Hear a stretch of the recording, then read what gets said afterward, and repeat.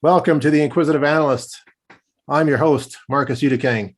It's the show where we chat about business analysis and project management issues and the challenges and triumphs within those fields. It's inspiring, informative, and very much inquisitive. My guest today is a senior business analyst who has been involved with business leadership, operations management, strategic and IT planning, as well as the establishment of the Business Analysis Center of Excellence. He was once president of IIBA Calgary chapter. He was director of regions and chapters for Global IIBA. He is now director of chapters and membership engagement for Global IIBA. Please help me welcome to today's show, joining us all the way from Calgary, Canada, Jared Gorai. Welcome, Jared. Thank you for having me, Marcus. This is awesome. All right, great to have you on the show. Now, we've got to talk a lot about IIBA. Fantastic group of folks. When and why did you join IIBA? I'm very much interested as a member and then as an employee. Well, that's a great question. So I joined back in February of 2008. I was working for a local company here in Calgary, and in my mind, they misunderstood what the role of business analysis was all about. We were essentially junior project managers. We got a lot of coffee, booked a lot of meetings, took a lot of notes. And I knew business analysis was more than that. So I learned of this association, International Institute of Business Analysis, and they had a body of knowledge. So I wanted to learn more. So I jumped in both feet like I usually do and joined them. Soon became VP of marketing for the chapter, went on to become president. And all in all, what that whole concept was, the reason I went in was I now have a global standard on how business analysis should function, right? The framework that we call the BA-BOK or the BA-BOK, or however we pronounce it, because different cultures pronounce it differently, believe it or not. But having that global standard behind me, I could say, well, no, this isn't how business analysis should happen. This is what we should be doing. And it led to how do I explain it? The organization all of a sudden took a different direction. We started using business analysis practitioners in a way that we'd never used before. We were more effective. Our projects were more successful because we were following basically global best practices. So that's when I started creating a center of excellence, how we can get our entire team of business analysts to elevate their game, elevate the role and the functionality at this organization. So that's kind of how I got involved in IIBA. And of course, along the way, as I said, I became part of the chapter and really worked within the community. And then from there, I got into what was then called the Volunteer Chapter Network, which was a network of global chapters. And I became the chair of that. And then in 2017, I was talking to our then president and CEO, and he said, well, I've got a new role, director of chapters and regions. Would you be interested? Well, heck yeah, I would. To be involved on a global scale at IIBA, absolutely. So that was June of 2017 when I switched from doing business analysis to leading the chapter and regions team. That being said, it's interesting. Someone says, well, you don't do business analysis anymore. That's not true at all. Do business analysis just as much now. As a matter of fact, I was speaking at a conference yesterday and explained that we all do business analysis. We do business analysis in everything we do. I may actually do more. So that's how I got involved in the IIBA, and that's, of course, how I got my current role. Absolutely adore it. Fantastic. Yeah, I was going to say, I think I pronounced it BABOK, not BA-BOK or something like that. So Eastern Europe calls it the BABOK. The BABOK, which I think is probably the best one I've heard. I typically call it the BA-BOK. The BA-BOK, that's what I hear. It doesn't matter how you pronounce it. I call it the Bright Orange Book sometimes. It's a great resource. Bright Orange Book, that's great. Now, being a member, we thrive on membership at IIBA, obviously. Can you discuss what does it mean to be a member? And I mean, who can benefit from membership? Well, as I had just said, we all do business analysis. If we can elevate the way that we do business analysis to enable better business outcomes, which is one of the mantras here at IIBA, it's amazing. And so everyone can be a member, and I think everyone should be a member. As I said, we all do business analysis. If you've ever been to the grocery store, you've probably created a list. It's very similar to requirements, defining those needs. You've figured out what the recommended solution should be to fulfill those needs, and that provided value, right? So business analysis is about those three things: defining needs, recommending solutions, and providing value. And we do that throughout our daily lives, not just for our organizations. So I think to answer that question, everyone can be a member and should be a member.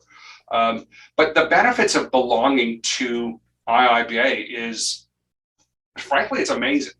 We have the only association dedicated to the profession and the discipline of business analysis.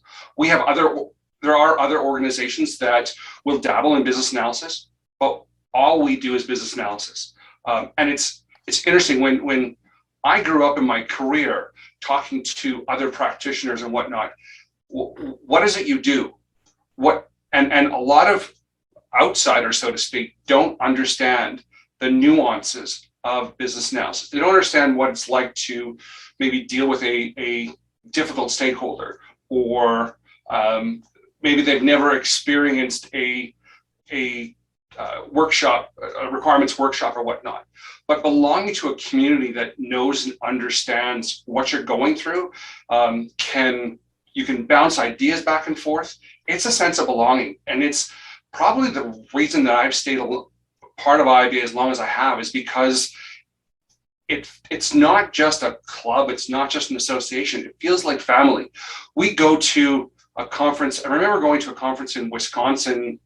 Wow, this is before the pandemic, obviously, a number of years ago, and meeting up with people that I'd never met before, but it's like we were like second cousins. It's like we were related. We understood each other, and business analysts tend to be huggers, and we hugged and high-fived and broke bread, and it just really became part of that community. And that's one of the things I love so much. But the benefits of IIBA membership are numerous. I know we were talking earlier, the guides that we have, so the BABOK or the BABOK or the Agile Extension or the Product Ownership Analysis or the Guide to Business Data Analytics, so on and so forth. You can purchase those all separately and put them on your bookshelf, but we have interactive versions of them that you can download for free as a member. We have an online library, and I think most members don't take full advantage of this, but the online library has over 11,000 titles. You would have to have a pretty big room and a pretty expensive or a pretty fat wallet to pay for all these. You can download them. Some of them are PDF copies of various business books. Some of them are summaries. There's some journals. There's some audio books. It's amazing. I know I had to travel up to Edmonton, I guess it was 2-3 weeks ago, and put in one of my favorite books, The Trusted Advisor by David Maister, amazing book, and listen to it on the way out. It's just awesome as a member benefit. Of course, we have the KnowledgeHub, which is our brand new online solution that we've just released a couple months ago. We have discounts to events and certifications. We have a career action guide. We have a competency model. It's, as a practicing VA, the value that IIBA membership gives you is extraordinary, absolutely extraordinary. Yeah, I think it's definitely good bang for your buck. In fact, it's a great bang for your buck. So it's fantastic. Now, you mentioned COVID, obviously going to conventions before COVID. And what recent changes have you seen with IIBA over the past year to address COVID concerns? Well, we've done a number of things. And one of the things that we did, not because of COVID, but was really smart in advance of COVID, is we moved all of our certifications to online proctoring. You can still go to a test center if and when they're open, but you can now get certified. I know there are some other organizations that didn't go to online proctoring, so their certifications just stopped because all the test centers were closed because of COVID. But we did that in January of 2020, so that really wasn't because of COVID. what we did do is we increased our webinars. We increased our webinars so that our community would be more engaged, because it's all about engagement. I mean, that's my job, chapters and membership engagement. It's all about making sure that they're involved in, and that there's reasons for them to feel that family experience. So increasing our webinars, we were doing maybe one every month and a half sort of thing. We increased that to about 2 every month. And I remember the one comment I got back from one of our members: thank you, thank you, thank you. I'm homeschooling my child, and this is the first adult conversation I've had this week. Now that was back in April of 2020 when the COVID was relatively new, but we wanted to stay connected with our members. And I think we did that enormously well throughout the pandemic, right? We also increased our collaboration calls with our chapters. So we became a closer community. And I now talk frequently to many of the chapter leaders that I might have known on the outskirts. I mean, we have 120 chapters, so knowing who their secretary and their treasurer and whatnot is can be daunting, but we've increased the collaboration, the communication with them to get them closer. One of my friends at the beginning of the pandemic said, you know, this whole idea of social distancing is absolutely wrong. We should stop social distancing as an idea. We want to physically distance so that we can, you know, stop the curve or whatever you want to call it. But socially, we want to stay connected. And I think because of the way that we engage with our membership, we engage with our communities, I think we did a really good job in that. We got closer to a lot more of our community than ever before. That's what we did at the global level, but then our chapters also pivoted and went to virtual conference, not necessarily conferences, but virtual events. So we supply a Zoom account to each one of our chapters, and they did all of their monthly meetings. Some of them did their professional development days using Zoom through a virtual tool, of course, to, again, unite the community, bring them together. I think we also, I mean, IIBA is entirely virtual to begin with, so we didn't really have to change much, but what we did is we changed the way we reacted within our community. We did all sorts of great things, and we kept going. So we kept working on the product ownership analysis, our latest guide and our latest certification. We did that at the beginning of the pandemic, while other organizations were trying to figure out how they were going to survive, how they were going to adapt to the pandemic. We didn't need to, because we were already there. And we got a lot accomplished while we could, and we're still going on. Yeah, I like the fact it's global, because I've been able to certainly watch webinars all over the world with IIBA. I've also been able to participate and present to IIBA New Zealand, IIBA UK. So the list is endless. We have one member that's in our Saskatchewan chapter, and I have seen her at maybe 5 or 6 different chapter events in the course of a single week. She will go, she was in Puerto Rico and Hawaii, and I think she was in the UK and Brussels and all over the place. It's great. So one of the other things that we did during the pandemic, actually just this May is when we launched, is we went to a harmonization project. And harmonization was about simplification and unification. So our membership fees went up slightly. We got rid of the I can't remember what it was called, the activation fee, and we got rid of chapter membership fees. So it's one fee for membership.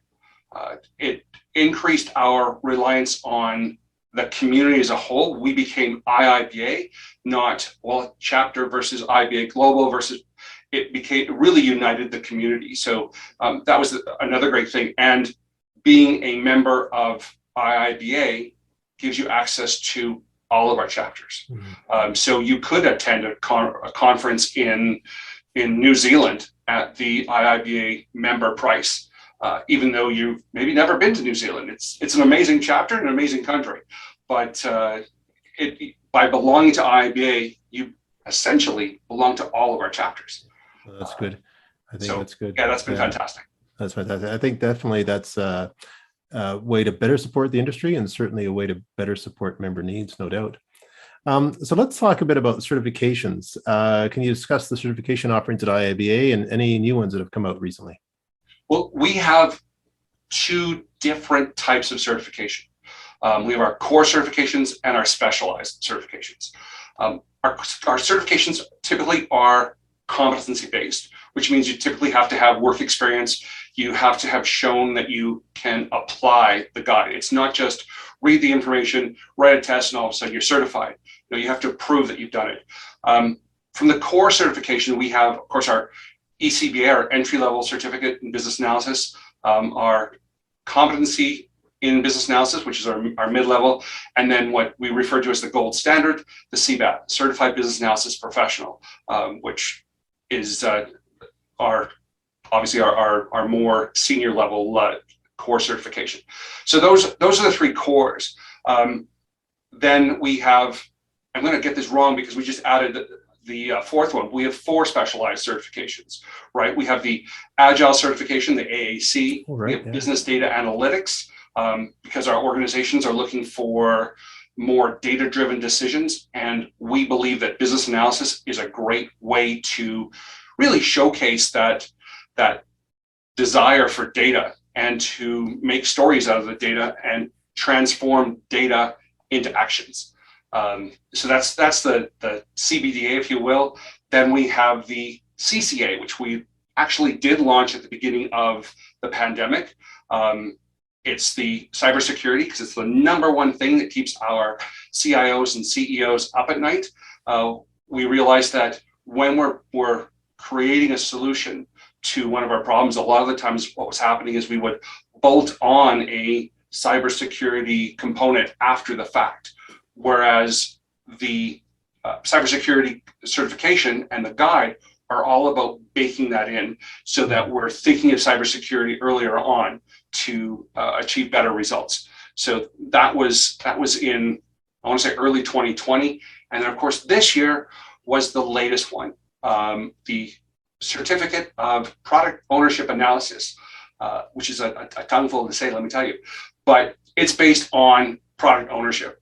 Slightly different than our Agile certification, but meant more towards how product owners will act in a analysis thread, how we can take on ownership of a product versus a project, and how we can make a difference in the Agile world. Fantastic. Yeah, 7 certifications. Wow, that's a lot. And I know there's very few people who actually have all 7. But I know there are some people who have at least 6, so maybe they can add to that. Well, the last I saw it, and this was before CPOA was released, there were 2 members that had all 6 certifications. I haven't checked that report since the CPOA launched. I'm pretty sure that they've got there's more than one that has 7 by now. Wow, that's incredible. That's amazing. I know people either have time on their hands or they're exceptionally bright, one of the two, but you need time to study for one. So study for 7. Hopefully they're both. Yeah, hopefully that's actually, you know what, it's motivation certainly for other people to say, you know what, if I want 2 or 3, I can do it because there's someone out there who's done 7. So should be no complaints. So I was going to say, so you've talked a lot about IIBA globally and the changes that have happened over the last year. And you did mention briefly about KnowledgeHub. Maybe you can talk a bit more about IIBA's KnowledgeHub. What's that all about? So KnowledgeHub is nothing short of outstanding. It's been a long time coming. I know one of the directors that was directly responsible for it, he's been talking about KnowledgeHub and how desperately it was needed for many, many years. The KnowledgeHub is a go-to resource. It's an online resource where you can ask questions, basically. How do I do this? What's the scenario? What are the tasks involved?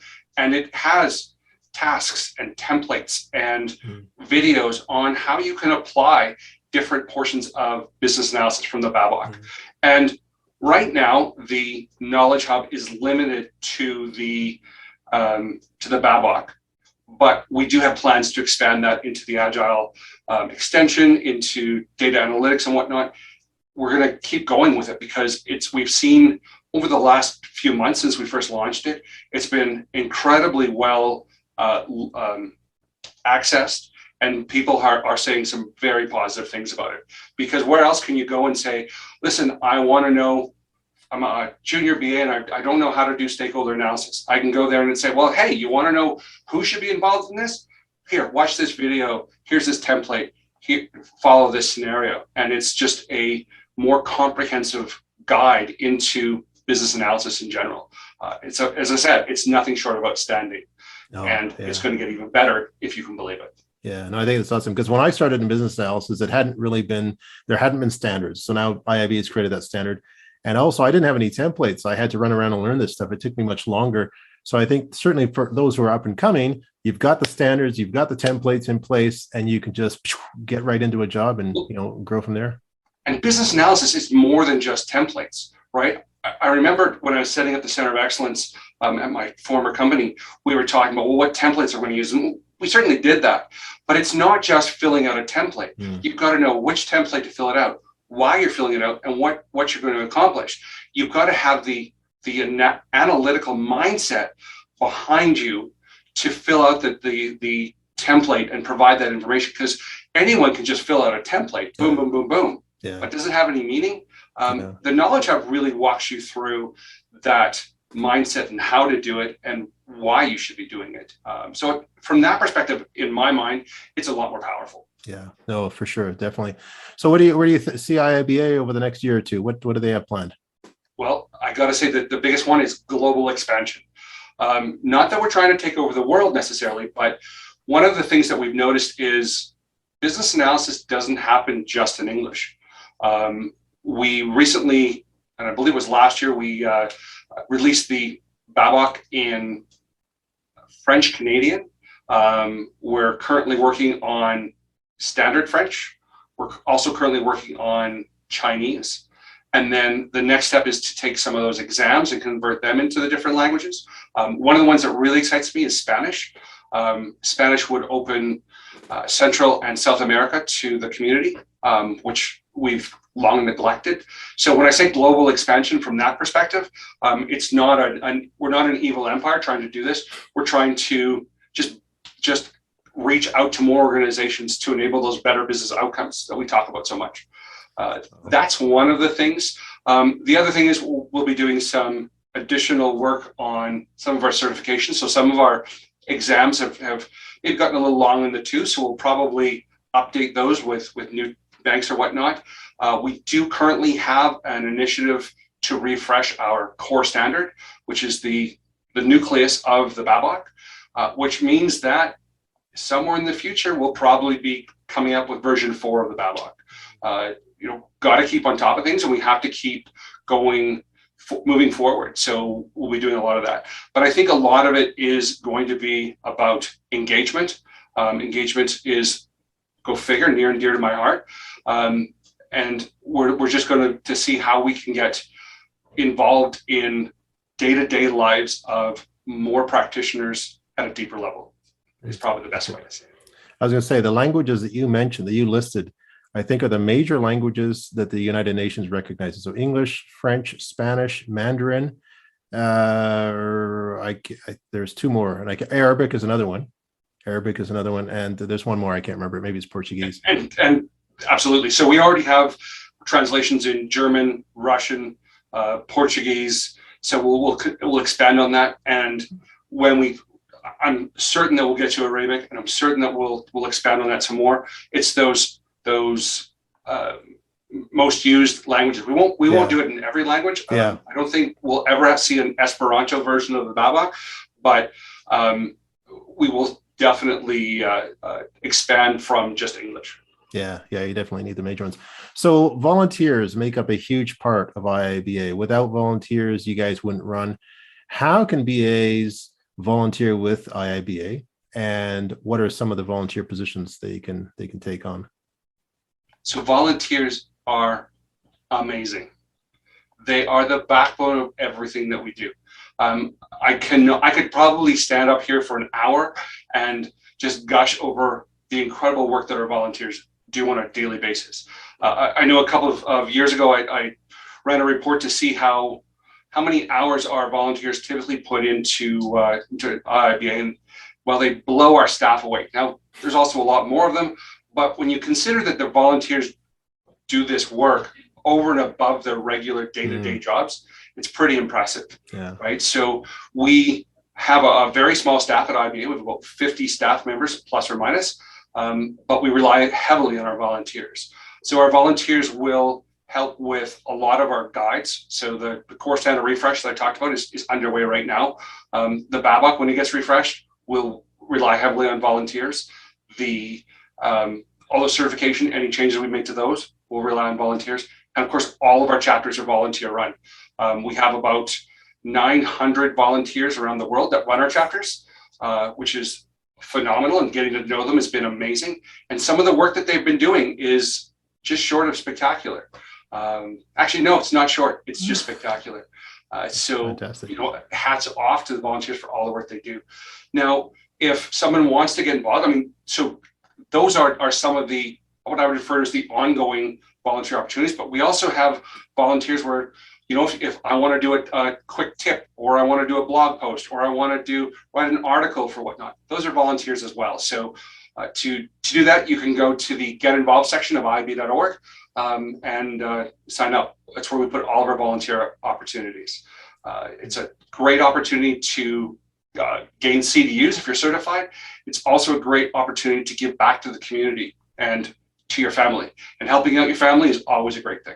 Fantastic. Now, actually, I was curious, just as you were explaining that, it realized now that you guys have global memberships.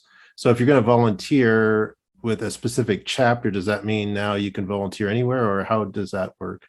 Or you certainly could volunteer anywhere. So I know that our Vancouver and our Victoria chapters are really, really close, for those of you that know the geography in Western Canada, but they are sharing volunteers because Vancouver is a much larger city than Victoria and a larger pool to draw from.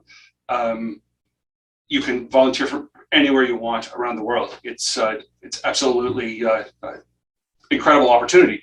That being said, you probably want to give back to your community, because the community and I'm going to pick on poor Hawaii, but the community in Hawaii is different than the community in Kentucky or in Ottawa or in Romania or wherever. Because maybe in Hawaii, they don't do agile projects the same way. And I'm not saying they don't do them the same way. It's just maybe agile hasn't got the foothold at some other places. Maybe they're still heavily focused in on waterfall projects. So if you don't have that local flavor, you maybe, again, you can volunteer anywhere you want. That's not an issue, but you probably want to give back where it has some meaning to you. And that's entirely your choice. Not to mention the time zones. Don't go somewhere that's 16 hours ahead of you. That's true. Time zones become, and you and I were talking about this earlier, that being responsible for chapters and membership around the world, some of the time zone differences can be amazing. It also means that I can be in Brussels first thing in the morning. I can be in London mid-afternoon, and back in Hawaii late that night. Makes for a really long day some days, but very rewarding nonetheless. Yeah, that's fantastic. Yeah, I think I'm scheduled to speak at a couple of IIBAs coming up. I did speak at IIBA Brussels. So, and IIBA St. Paul, Minneapolis, or Minneapolis, St. Paul is there as well. So yeah, you're right. You just spread yourself around. So if anyone wants to get in touch with you, Jared, how can they do so? So the easiest way is through email, jared.gorai@iib.org. You can also call the toll-free number. You can find that on iib.org. The other options are LinkedIn. I have a pretty unique first name and last name, so there's not too many Jared Gorai. Actually, there are no other Jared Gorais. So that's pretty easy to do. If you want to follow me on Twitter, I'm the Passionate BA. Go figure. I'm very passionate about this profession and the discipline. Those would probably be the best ways to contact me. Fantastic. Well, from one inquisitive BA to a passionate BA, I want to thank you very much for coming on the show. It's been absolutely splendid having you. Well, thank you, Marcus. This was unbelievable. I'm grinning from ear to ear because I had so much fun. I have a lot of fun talking about business analysis in general. Normally, I don't talk about IIBA in this regard, but so that was interesting and unique. But thank you so much for inviting me. Oh, you're welcome. It was great. And so I wish you a wonderful, happy day. We have a very sunny day today in September in Calgary, which is rare for this time of year. So enjoy the weather as much as you can before it goes south, so to speak. I shall try. You too. All right, take care. Bye. Bye. And now a word from our sponsors. The Lewis Institute provides an enterprise project management program that does more than just train PMs. It helps support them from the CEO level on down. These courses help certify project leaders and prepare them to pass the PMP exam. The Business Agility Institute provides Emergence, the Journal of Business Agility. This quarterly publication brings you inspiring stories from the most innovative companies. Use the promo code ANALYST to get a 10% discount on your annual subscription.